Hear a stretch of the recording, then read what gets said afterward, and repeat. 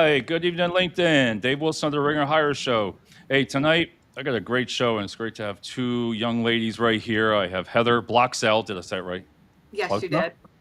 All right, and I have Amy Stone of Stone Solutions Consulting. How you doing, Amy? I'm great. How are you? Oh, great. I love this. We're going to have a great talk tonight, and we're going to talk about different things tonight between HR and a little bit of micromanagement to start out. And everybody knows the drill. We'll be right back after this video.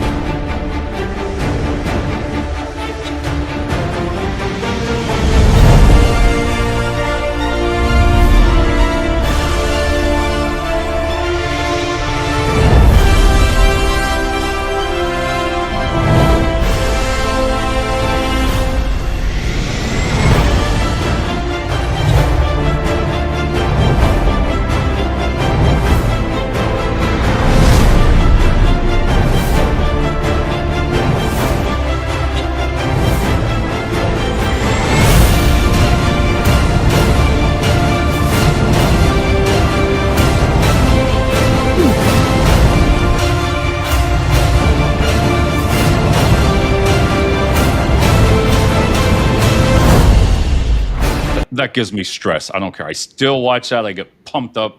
You know, Heather, I know you're new to that right there, but doesn't that just put your life in perspective for staffing? Absolutely. Oh my God, every single thing. All right. It never gets old. What's that? It never gets old. It never gets old. All right. Amy, why don't you introduce yourself and what you do at Stone Solutions Consulting, and then we're going to talk to Heather also.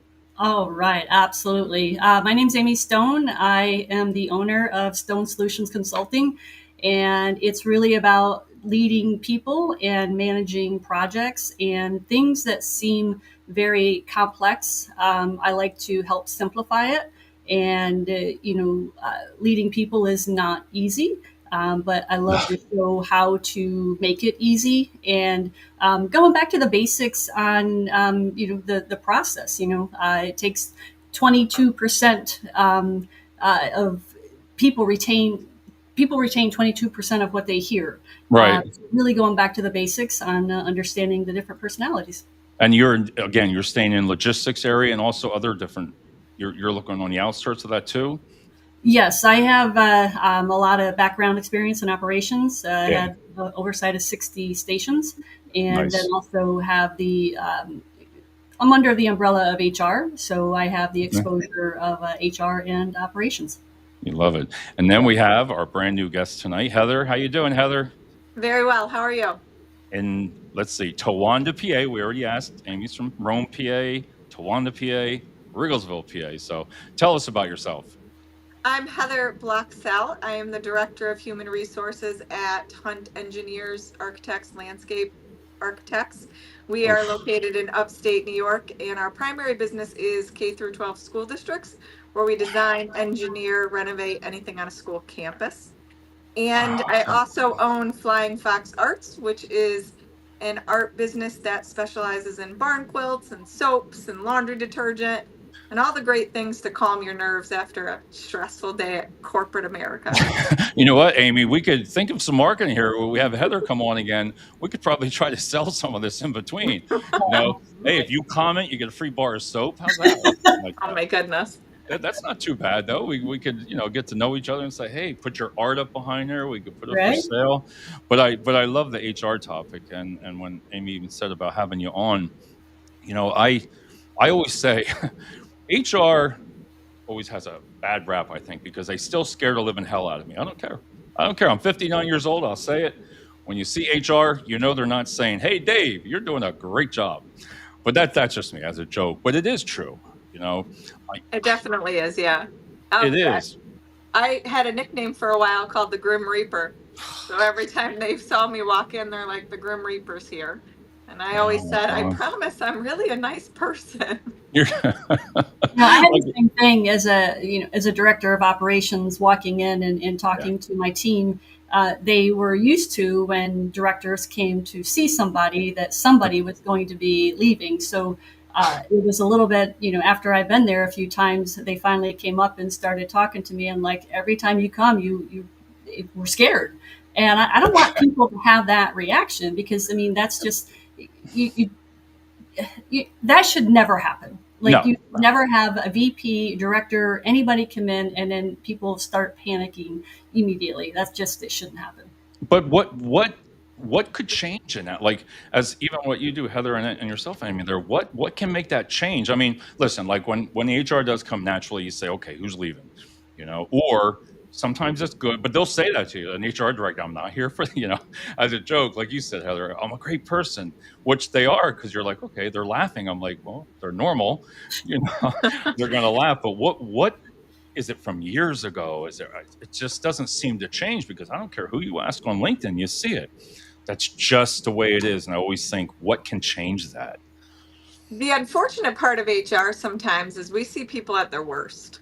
Right. So, there's not a million memes out there about HR being terrible, because, we, in a sense, in their eyes, we are, because we're the Right. policies and procedures. And how we try to combat that at Hunt is we make it a point to be present in every single office, regardless, with 5 different offices and Right. one HR director and 2 people in our team. It's hard to travel everywhere, but we make it a serious point to just go to every barbecue and express that we're a person and we're here to make sure you're having a good time. Right. A happy employee is a productive employee. So, we buy a lot of food. That always works, right, Amy? Food. Exactly. You Give get a that lot to of them. attention for food. Yeah. But when I listened to you, when you said that, like, take it back years ago, like when I'm going to say in the 90s, and when I was a manager there in the paper industry, my parents, it was huge. There was like, oh my God, almost 1,000 employees. You had a lot of HR people on site. It was always there on site. That every business that I even worked at, they were there. But what I've seen over the years is, like, I've Googled so much, I didn't realize there was that many names. We're going to go over that, how many roles there are in HR. It's insane. It's not just HR, it just keeps going up and up, from law. And, I didn't realize safety and hazards, all that kind of stuff. But my point there is, a lot of them, I think, work more, and like you said, cover 5, 6 areas. But years and years ago, I don't think, my personal opinion is, I didn't see that. I mean, I don't see that now. They're taking more on than that single place. We're kind of the Jack and Jane of all trades. That whatever's needed, we're here to do it. You just said health and safety. I'm the health and safety officer, and Right. as well as recruitment. And there's 1,000 things going on every single day. No day is the same. It's kind of like crisis management. Like, what? I can't plan a day because it's going to be completely different than what I thought it was going to be. Yeah, but I look at how, like, Amy, when sometimes I just think it's too much. Like, again, I keep saying back. It didn't seem like they were involved with recruiting back in the day. I say, like the HR didn't have anything to do with recruiting. It was always just people. It seemed like, or some of the industries there in 2000. It wasn't all these other. You might as well just add every single thing, because everything I've Googled, Amy, you might as well just add it to everything. Just give HR everything and just call it that or something. Jesus. I think as long as HR and operations are collaborating, and definitely a team and a unit when they Right. are talking to their team members, and really making sure that you're just not going there when things are bad. You're Right. there in the trenches. It's kind of like when you hire people. I always talk about this canoe hiring, that if people that I'm going to hire, I'm going to put in my canoe. Now, canoes Okay. tip very easily, so I'm very particular about who I put in my canoe, who I have on my team. So I Right. know that I have done my research, I've done my due diligence. So when I hire the right people, I've got the right staff, I invest in them, I give them the training, the tools, and the support to do their job. And then, we continue to work towards the end goal. And it's not without issues, but it's all about support and making sure you're hiring the right people. And as you go through, I have never fired anybody, that they fire themselves. I have yet Right. to walk Yeah. into a room and fire somebody and them not know about it. Like that, Right. if you do fire somebody and they are caught off guard, then shame on you. But literally, Yeah. I've never walked into a room with the paper and have anybody surprised. That should never happen. Then that makes Absolutely. total sense. We got Joel on the show tonight. Good evening, Ring of Fire show and viewers. How you doing, Joel? Joel's been he's a retired Marine, of 20 years, I believe, or 18 years he spent in the military. And he comes on the show once in a while. We talk a lot about leadership, so I know he'll enjoy this show. Oh, He's a good. great connection to reach out to.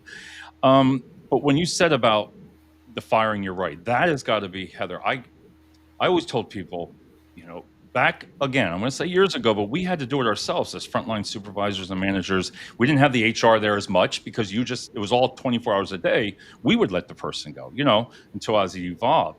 But I always say, if you enjoy doing that, something's wrong with you. Something is freaking wrong if you like to turn people, because that has got to be, you talk about empathy, you talk about everything, but that's got to be hard if you were doing this 3, 4, 5 times a week. I don't care. It's got to be stressful. It's definitely stressful.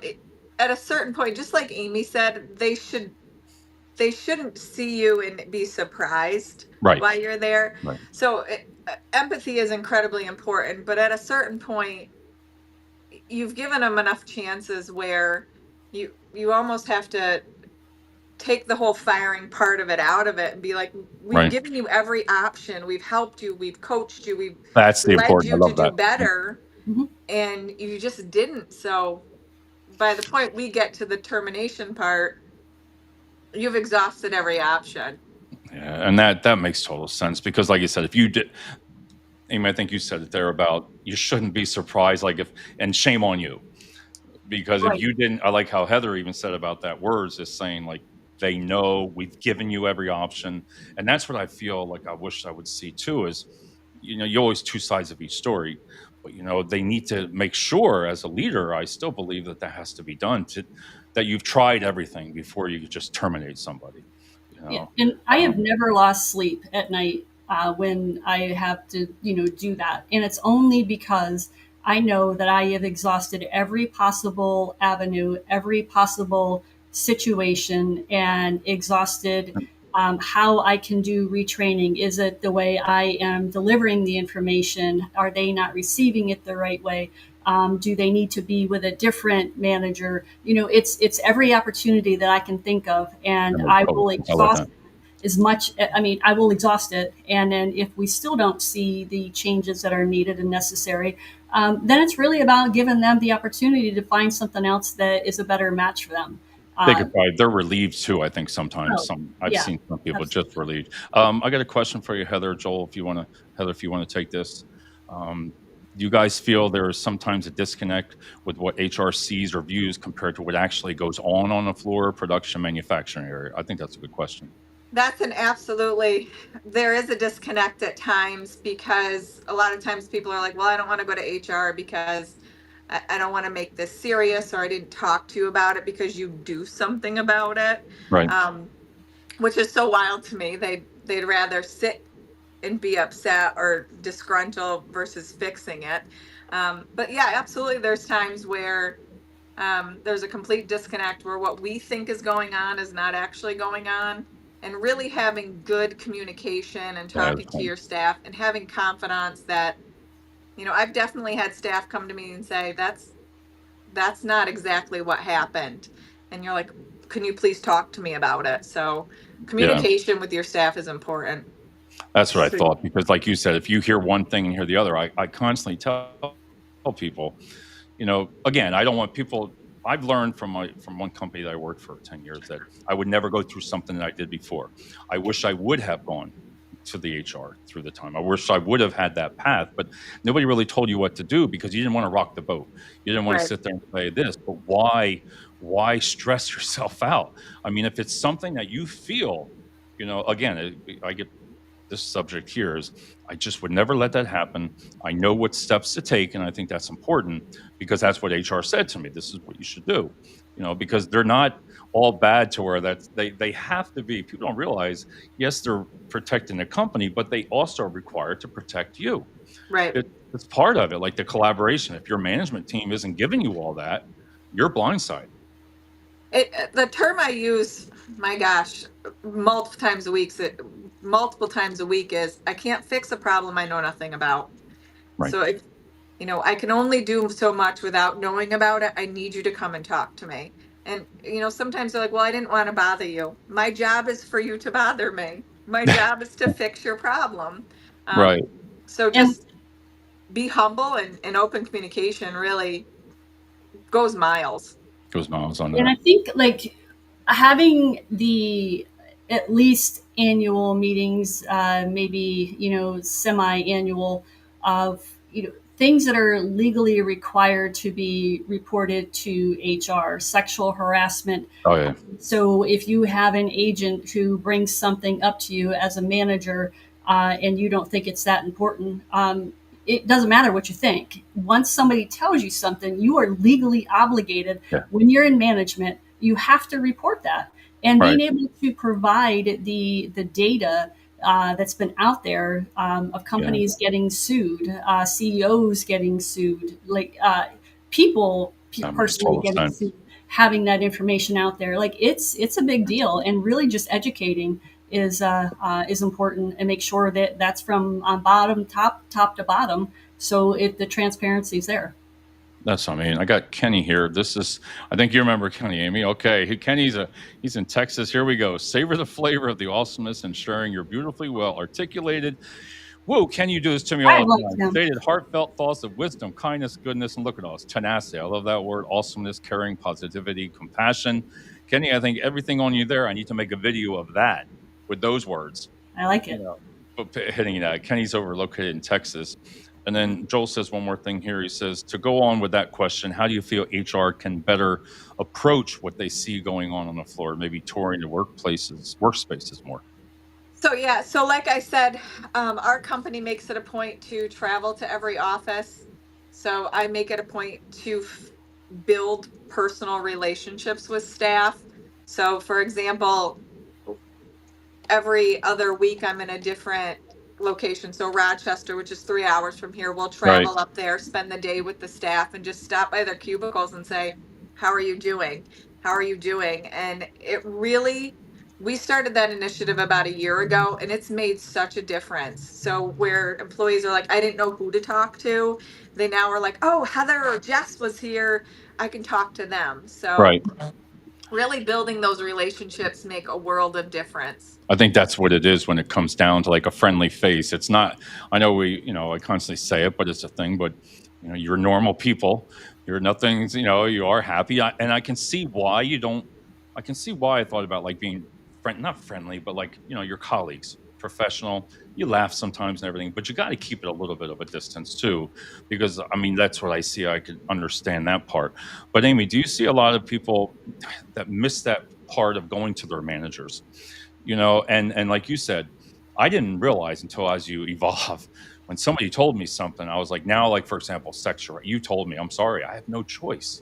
Before I didn't do it. Sometimes I would just be, years and years, you just blew it off, but it always came back to bite you because did you tell anybody? And that's what I was looking at. Yeah, and I think again, it's just about the education, because you don't know what you don't know. And I Right. think just making sure that you emphasize it, and then you talk about it again, because when knowing that you only retain 22% of what you hear, and you got to Yeah. hear it 7 times before you actually get it. Like there's so many nuances of how to work and how to communicate with your team members, and it's not a one-stop shop. It's not you say it Right. once and then you better get it done because I said it once and you better get it. It's not like that. You can't be in management and have that attitude, because you won't go far at all. The one thing I wanted to mention too is recruiting, and making sure that your recruiters know what the team does. Right. And back in the airlines, I had the 60 stations I had, we had a new HR manager, and she was bringing in candidates that just should not even be brought in for interviews. Right. So I asked her, I said, so tell me tell me why you're doing this. And she thought she was doing a good job. I'm like, I want you to go to a station with me. So I flew her out to a station, and she put the vest on, and I had her go down to, watch where we unload the bags, from the ticket counter down to the bags, out to the plane. I mean, loading, unloading, everything. So She put the vest on. The only she couldn't touch the bags because she wasn't trained. But I wanted her to see what we did.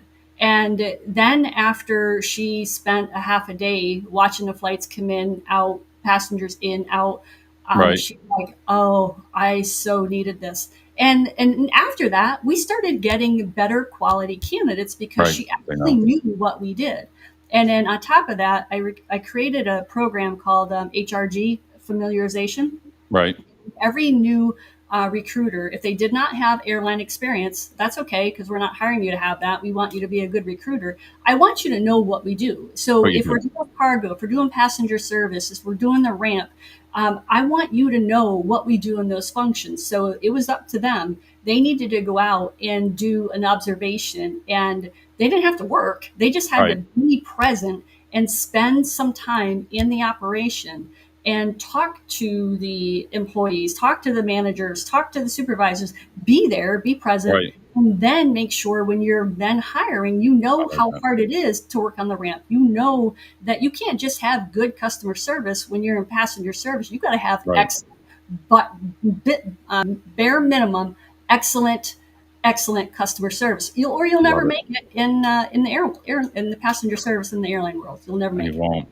Amy, Heather, I'm going to give you one of these questions since this is an HR. I love this doing to you. So here you go. Here's yours. This is a good one. I mean, it's a little change in there, but Rob, Rob, you're in Pittsburgh. I believe it's Pittsburgh, but this is a great question. I love it. I love it. How do you handle bullying? Wow. Is a good question. There's about five different angles. Are we talking about people bullying each other? Are we talking Right. about In the employees workplace. bullying HR? I think the basic rule of bullying is boundaries. Right. Understand where your stance is, understand communication. Are they, an individual that's messaging you after? I mean, in HR, Yeah. individuals can message you all the time. So understand your boundaries. Like, I'm not answering my phone after this time. I'm not communicating. And if an employee is bullying another employee, communicate with your supervisor, talk to HR. Right. Those are definitely, that could create a hostile work environment, which ends up being harassment, which can send you down a very wild spiral if you don't take care of it right away. I like that. And that's, again, it's the same thing. If you don't know what you're not told. Like if they don't tell you, again, I try to take that point of you gotta say something. Again, I'm going to go back to what I did. You got to say something because I think you'll feel better when you do it. Than hiding it, going home, and then you take it out on your family. You take it out on your friends. You're stressed. You can't sleep. Before you know it, I'm going to get all red on this. Before you know it, it all just combines together. But that's what they're there for, and that's why I keep saying don't be afraid of HR. They're there to help you as well, but it could go either way on you. But you need to, you know, at least tell your supervisors and managers. You agree with that, like Amy? I mean, you got to get that out there. Yeah, and really again emphasize to the supervisors and managers that when you're told something, you don't have a choice. If you, Right. you do not have a choice legally, you are bound to have to tell HR. And then the great thing is it's in HR's hands. Right. And then obviously if the lawyer's got to get involved, then so be it. But it's all about communication and making sure that you have a just culture and that everyone feels and knows that they're heard, and you work people up, you work them out. I don't care how great you are. You can Right. be best employee. If you cannot get along well with others and you just make life work horrible, Right. then you're gonna have an opportunity to find another job. I don't care how good you are. I don't care. Then that means Yeah. you're not a good employee. If you can't get along with other people, you're just not a good employee. Right. Your production might be through the roof, but if you can't get along with other employees, then you are a problem employee versus, a production employee, A a good production. employee. How important, Heather, is it to keep reining in the management team versus even, because you have you've got your management team, your team, but then you have your employees as well. So you got two different ones there that you do two different things, right? I mean, because you're making sure, like, if an employees are telling this isn't getting done, but that's supposed to be the process, and your management team is not doing that. that can also fall back. It should fall back on the team, right? I mean, agree? Absolutely, yeah.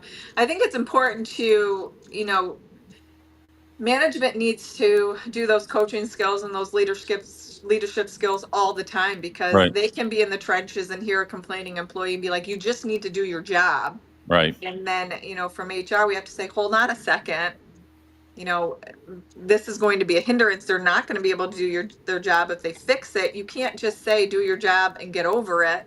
right, That's going to end up in them leaving or quitting. And then now we're going to have to find somebody in a tight labor market.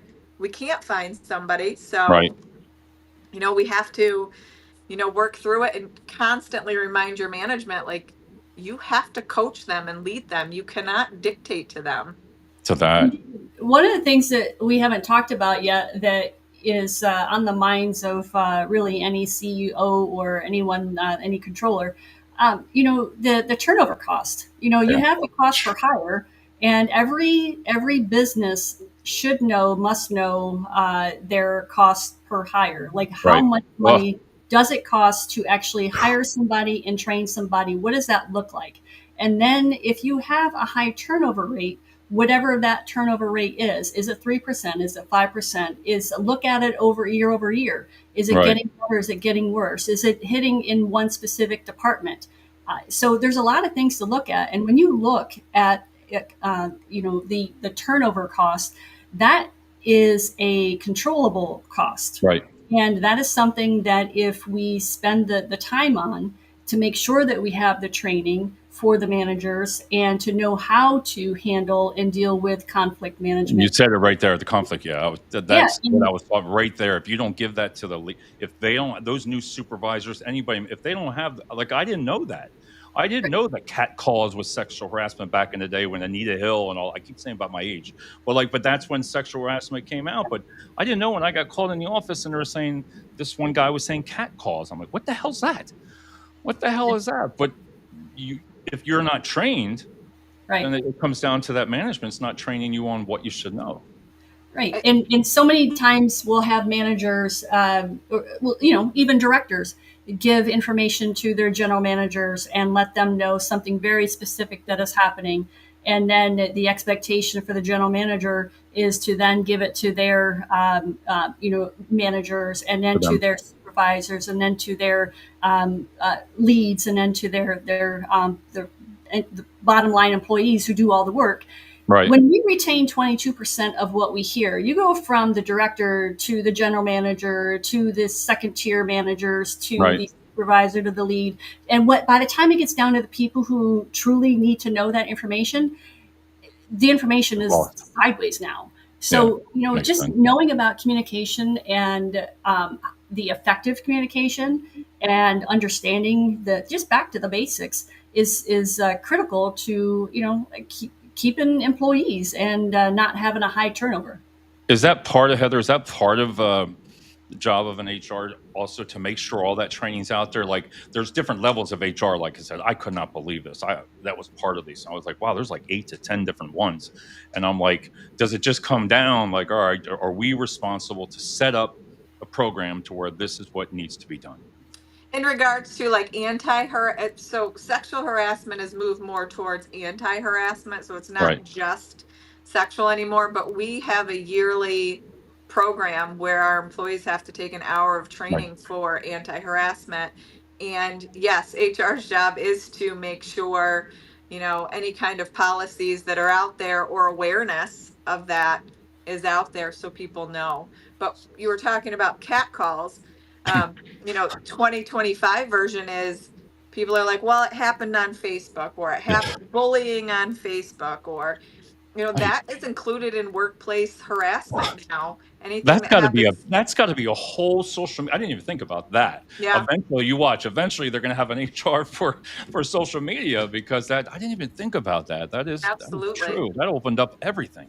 And when I give the yearly speech, so you can do it on an online platform. If I have some people that delay, I make them come to me and we kind of do a 1 hour Zoom call together. But I always try to point out, just because you think Snapchat things are deleted after 24 hours, they're not. They're not. So be very cautious about what you put on social media. And if that's considered harassment, that bleeds into the workplace and we have to handle it. Man, that Amy, that opens up a lot. I, Yeah, I and what's going through my mind right now is I remember a manager that I was interviewing for a station, and I asked him, why he left his last position, and he was brutally honest, and I definitely appreciate it still today. And he shared with me that he had an employee um, he had a party at his house, and it was like a Saturday night, and people were there around 9 o'clock, and there was somebody, another guy made advances, and right, she later told him, told the general manager, that she felt harassed. And he chose not to say anything because, a party at his house, and it wasn't at work, it was after hours, and so he chose not to say anything. Well, it boiled up and got to HR, and when they came back to ask the manager if he knew, he said, "Yeah, but it wasn't at work." He got right, fired. That's why he left. He got off that last job, is because of that. And so I like to bring that up because that can be controversial. I mean, right. how do you is it or isn't it? And so those are the things that I think are so important to have in these meetings, to have real life scenarios that have happened and the impact that it can have on one person, because you don't know what you don't know. And the rule of thumb really is, when I have people ask me this, do I or don't I say something? Well, if you have to ask that question, the Right. answer is you say something.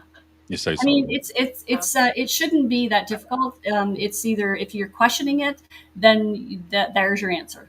But do you When in feel? doubt, Oh, say go ahead. No, go ahead, something. Heather. What's Oh, that? I was going to say, No. when in doubt, always say something. Absolutely.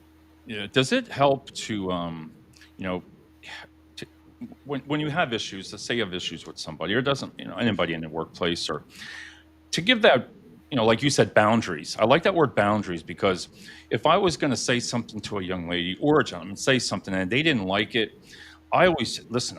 Again, as you evolve, you learn. I think I'd rather just say something in the beginning. Say, listen, I didn't really feel comfortable with you saying that. Call them to the side. That's what I would do now. That's me, because I've been through that, to where you let it boil, you let it go a week, 2, 3 weeks. It just eats at you, But to be at least tell somebody, listen, I don't appreciate that, you know.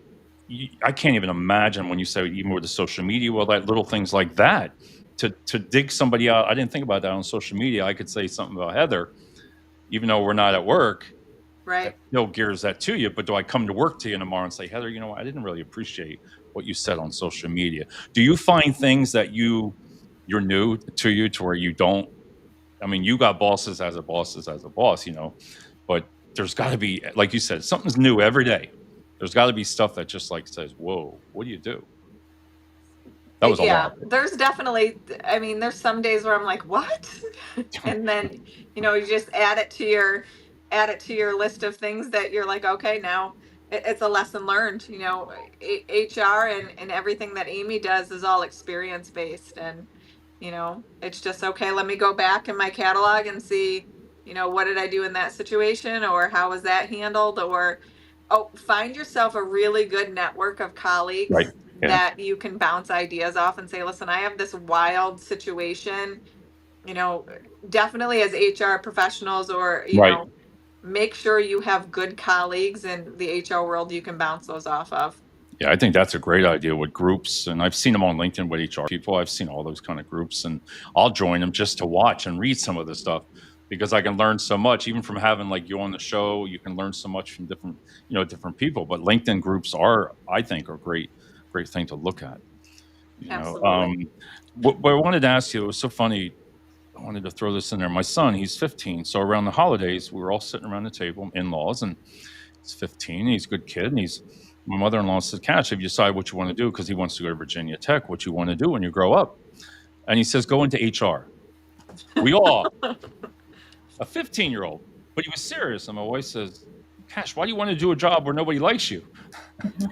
Right. But she didn't know at that point that I learned from, learning everything about HR, all those levels I told you about, and some of the salaries and all that, what kind of schooling.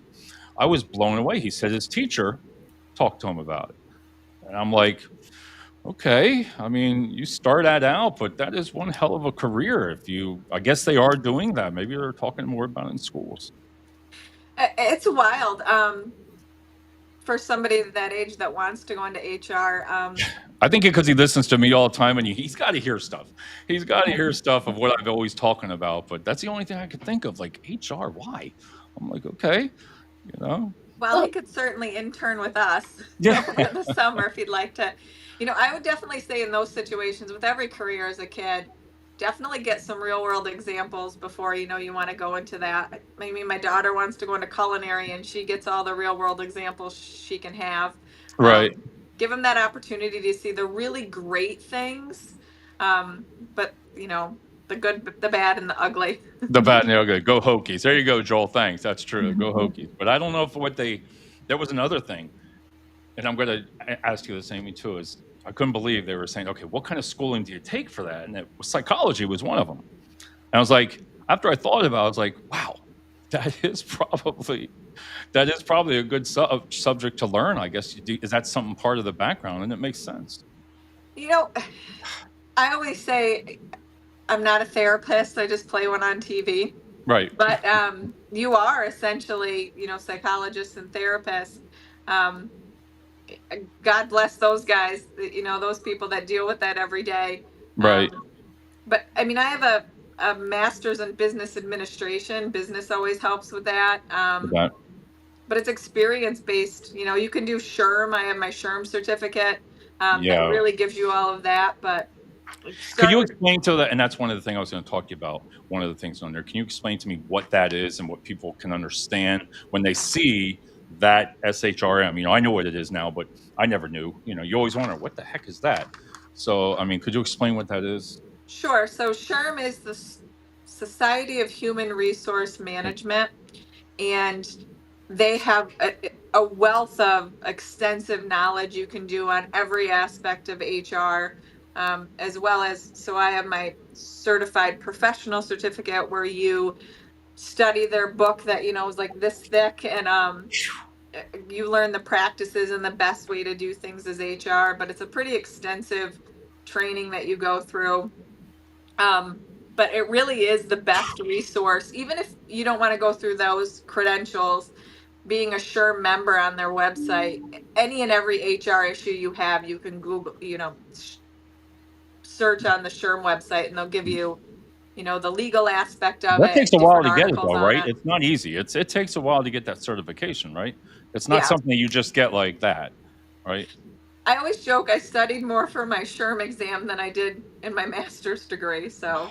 God, I can't even imagine that. Amy, what do you tell somebody like younger like that, like let's even say getting in college, or they want to get into management, they want to get into human resources. What do you say to somebody like that?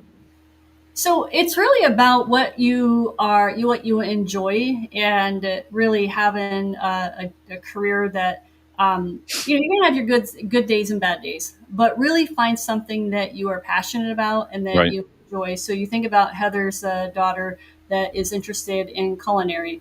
That's great, and she's gonna have a lot of practice. So find something that you're passionate about, and then just continue to see where that's going to take you. And if you find out that it's not what you really want, then pivot and find something that you do enjoy. Because the last thing you want to do is spend 20 years in a job that you come home and you hate. And I know you use the word hate often, but how you feel on a Sunday about your job on a Monday tells you everything you need to know about I love it. I'm sorry. That is so great. I love it. And I think just finding passion, finding something that you enjoy, and just go after it, because literally you have one life, and don't spend it doing something that you hate.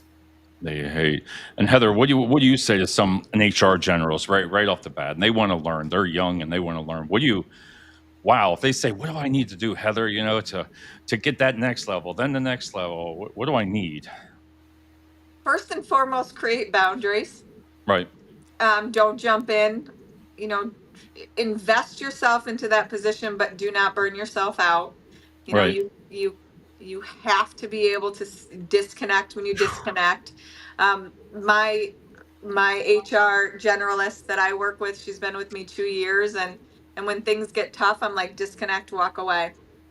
But I mean, she wants to soak up everything she can, and she's going to be the most amazing human resource person. But often I'm like, walk away, Walk disconnect. away Yeah, soak up everything you can, but also create boundaries. You can get really personally invested really fast. really fast. And yeah, And how yeah. important is empathy? How important is like you caring? We say empathy, caring, being honest. I mean, the communication, and Amy, you said it a lot. You say it a lot about that's one of the biggest things. And if everybody doesn't know how to communicate, recruiters at my last job, they would always be like, Dave, you never listen. So they're like this and this. So listen, then talk. And I had to listen to them because I was like, well, maybe I'm not communicating it right, and it's hard. It's definitely a tight wire rope that you walk, because I mean, we have 200 employees, and I want to be invested in every single aspect, and I want to feel all the feels when they come to me and they help me.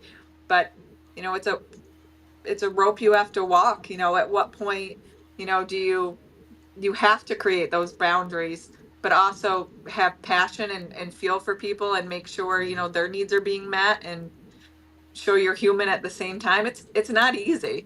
No, because I could picture if you really, like you said, get invested in an employee, and you really want to help. You're not, you're there to help the person, but at the same time, if you know what the end game is, if you know what the end thing is, that's got to be hard too. Because I mean, the stress that I can imagine every day. I mean, I hear it just from regular employees, but every day of things that are escalated, it's like, oh my god, how would I handle that? I always say, how would I handle that? And then So, sometimes when I listen to HR, I'll be like, that was pretty good. I can see why. I go through David, that one of the thought things process. that oh, sorry. No, go. One of the things that I've seen a lot is when somebody is really great at their job, then they get promoted into management. Right, And there's got to be another level of being able to say, are they truly meant for management, or are they just really good at their job? at their job. Because not everybody can lead people. And I think that is the piece that a lot of people miss, Right, is hiring the right person and hiring for fit. And me being a trainer as well, I know that I can train for any job that I can change. I can train.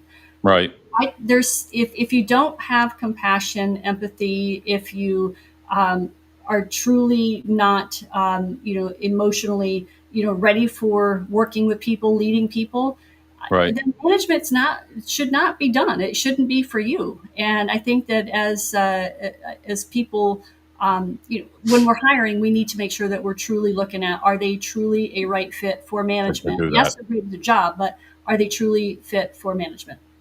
And Joel said, I've heard of the Toastmasters he does for communications. I'm not sure if you've heard of that. Yeah. It's pretty good. I mean, what he goes to there, they have these organizations that you can go to and learn how to communicate. They give you all these different things at a round table, and Joel's really into that, and that's a great tool too. But I don't know how you do it, Heather, when you say that every day. Like, how do you press communication? How would you say? How do you tell a team? How do you put that out there without it's besides saying we need to communicate more? There's a lot more to that. I mean, you can certainly wordsmith it and just say, I'm here to help, or go directly to that supervisor's office and say, do you have a second? Let's Right. talk about this. We have what's called PC meetings, professional council meetings at work, where we're constantly, Constantly going I through have a that. specific chunk of that time every other week, and Right. I talk about it, and I'm like, I can't fix the problem I know nothing about. I can't hire for a job you don't talk to me about. But Jess, my HR generalist, really has cracked that nut, how to get with those difficult managers. She Right. just makes it a point to show up with a binder, and she's like, all right, we're going to talk about this for 30 minutes. And, just be present. You know, so Zoom and remote work is amazing, but physical presence in our world makes such a world of difference. Like, hey, I'm here. Hey. Yeah, here, use me. Talk to me Yep. about that. And that's why I Yep. said I wanted to talk about how does somebody get into that type of career, because the experience, like you said, I think. Wow, again, the evolved word, but even yourself, you both have been in the business long enough to where you have that experience. You've been there, done it, you know. But again, there's got always, I can't even, again, back to that social media. I didn't even think about that today. But that just adds on another key to it because there's just so many different things. But that's what I wanted to say. Like, what do you tell somebody young? Because like there's certifications that they talk about, like you said, the SHRM, but there's a lot of other soft skills that they talk about, communication, conflict. You talked about conflict resolution. How do you teach that, Amy? How do you even teach that? You know, I love teaching that.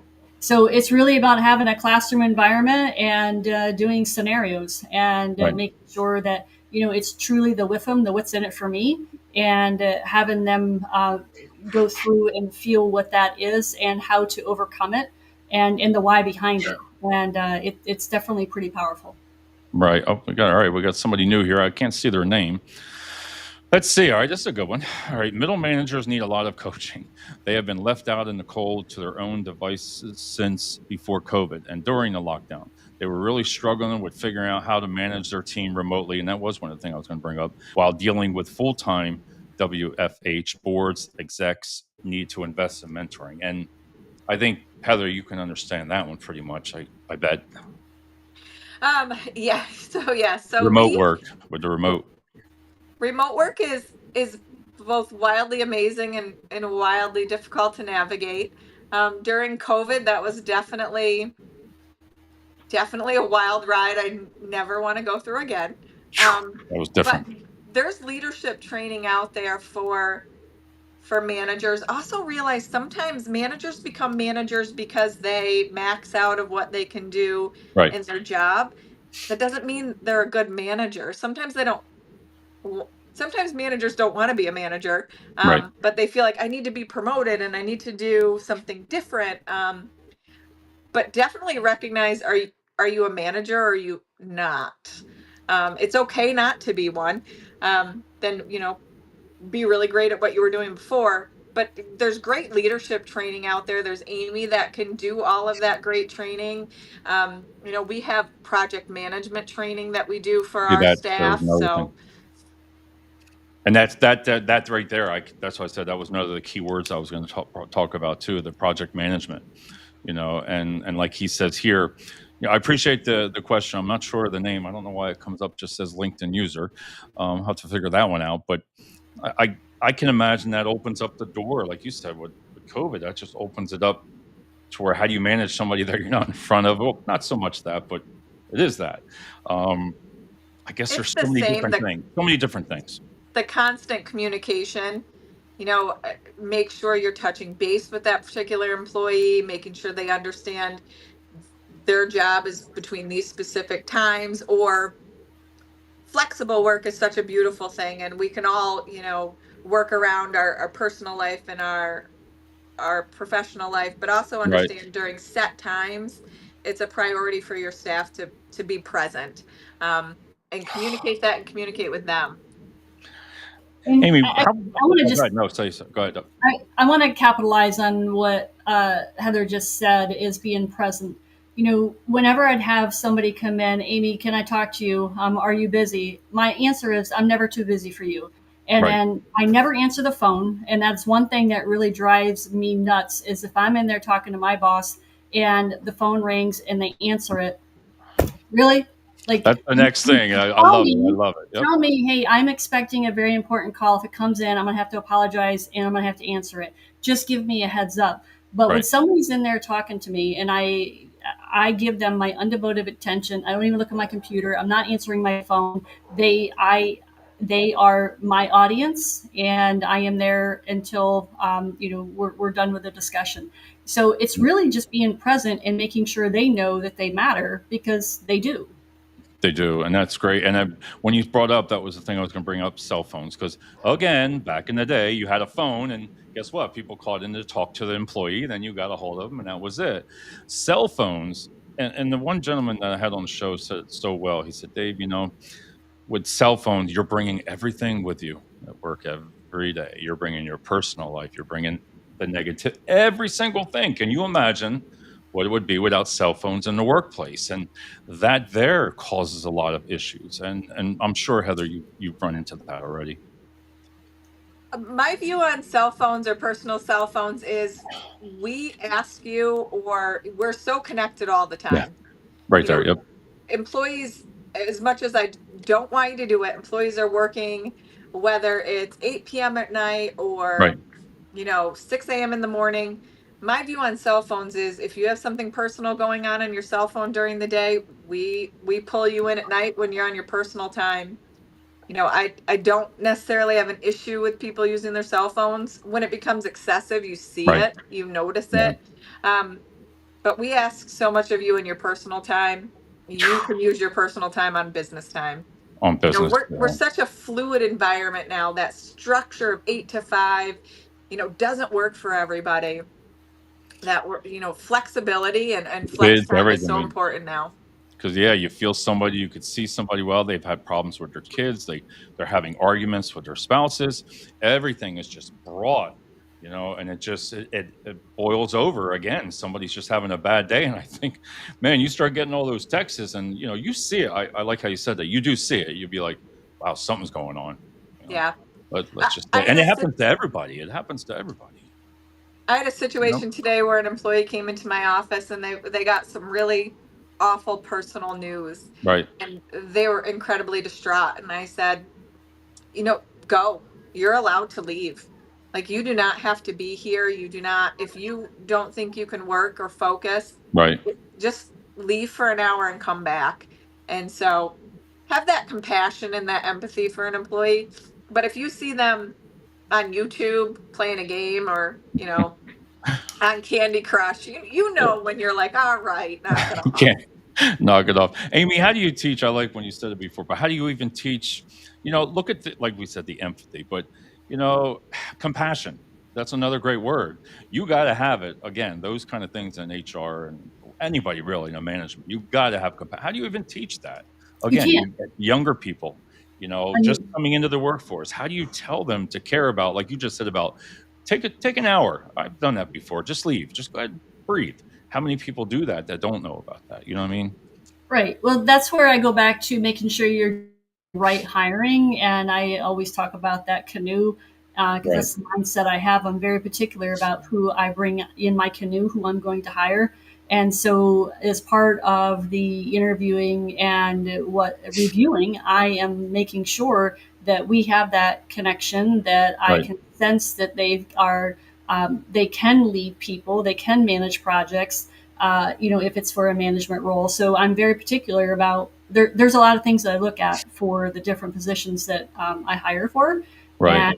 And so my expectation is like, I won't hire somebody that I know is not going to be a good leader. Leader.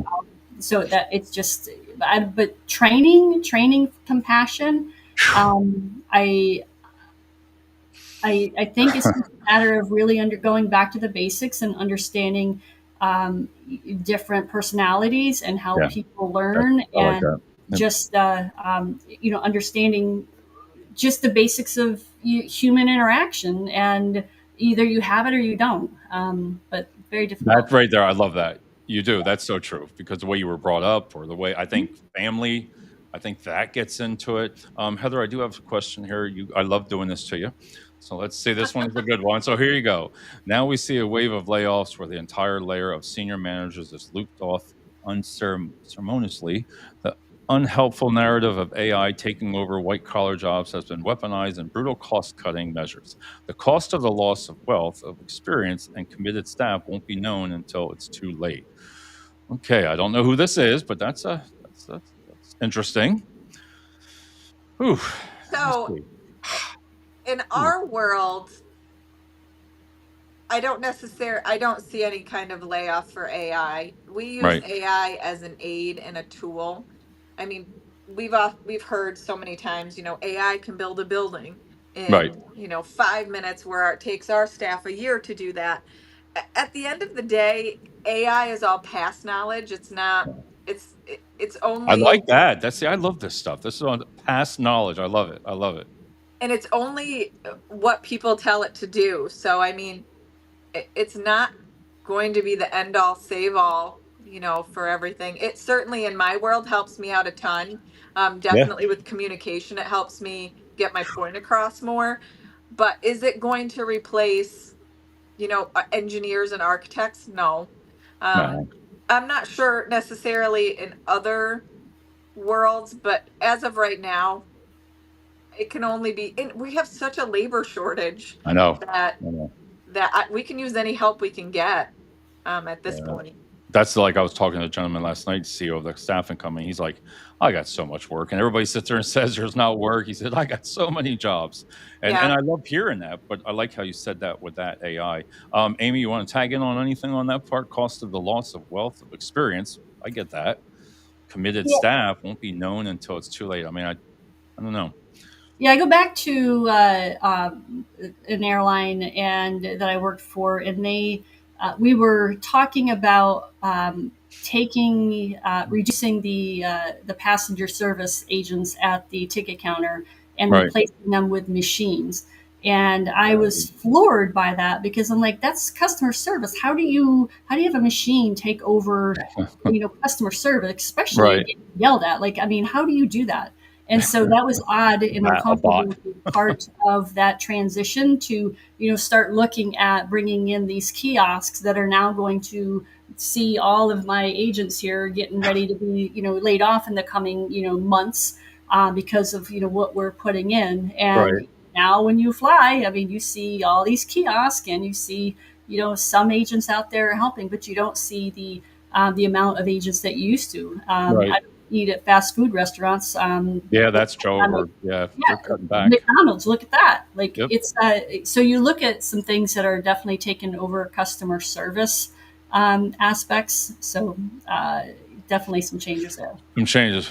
You have something, Heather? I saw I you. was just going to say that's so wild to say that specifically about McDonald's. So 30 years I love it. ago, my husband and I met while working at McDonald's in high I love school, it. I and love it. we found love making a Big Mac. Right. But our daughter now is working at the same McDonald's, Oh my and God, that is where so we used cool. where we used to have 15 people on staff, Right. they have 7 now. And but also the cost of labor has gone up so much, Yeah. and it's such a delicate balance.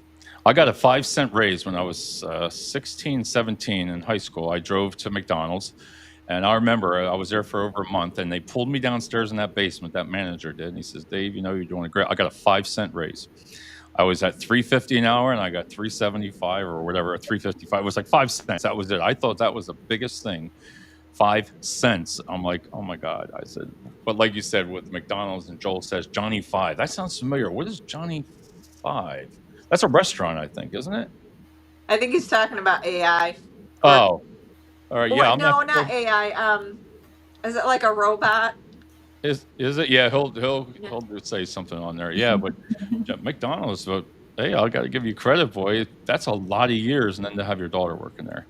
No, I I know. can't. It's like a whole full circle of life. You got to do an Instagram post on that. So, well, ladies, I'll tell you what. An hour, and I didn't even. Geez, this is what I love. I do all this work, and then I didn't even get to all the stuff, Amy. Just like last time, I was like, well, the micromanagement, that can be another show, because this turned out really well, and I want to thank you for coming on and have you back on again, because I like to still talk about other micromanagement and teams, and I think I like these kind of podcasts because people can relate. Everybody that does listen to the show, they're probably like, yeah, I've been there, been there. Oh, here it is. Let's see. Short Circuit movie from the 80s. Now, how am I It supposed to remember is. that? That's what it is. Yeah, oh, you remember that? I do now. Oh, I don't even remember that. Johnny Five. I don't remember it. So, Oh, my husband would be so mad that I screwed that up. right. And then Jeremy says here, last person, gratitude goes a long way in the workplace. Absolutely. That is. Oh my gosh. Just telling an employee that you appreciate them moves mountains. Please and thank you. Yeah, and Like, that's it, and everybody really likes that. So, Jeremy, thank you for saying that. But, ladies, I want to give you one more chance here. Tell us, Amy, tell us what you do, and then I'm going to talk to Heather about it. oh, absolutely. Stone Solutions Consulting.